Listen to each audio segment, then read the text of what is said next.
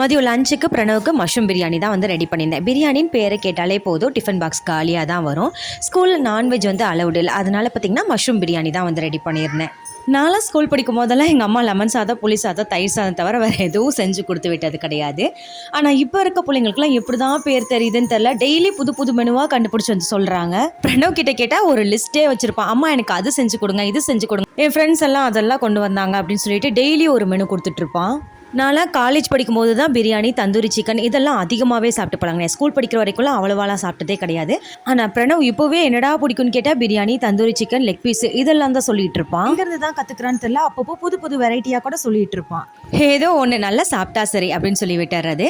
Morning பிரேக்ஃபாஸ்ட்டுக்கு அம்மா ஆப்பத்துக்கு மாவு அரைச்சி கொடுத்துருந்தாங்க. ஆப்பமும் தேங்காய் பாலும் ரெடி பண்ணிட்டேன். மதியம் லஞ்சுக்கு பார்த்தீங்கன்னா மஷ்ரூம் பிரியாணியும் ஆனியன் ரைத்தாவும் தான் ரெடி பண்ணியிருந்தேன். எங்கள் வீட்டில் மாதிரியும் உங்கள் பசங்களும் லஞ்சுக்கு ஏதாவது புது மெனு கொடுப்பாங்களா? கமெண்ட்டில் சொல்லுங்கள், நானும் தெரிஞ்சுக்கிட்டு ட்ரை பண்ணி பார்க்குறேன்.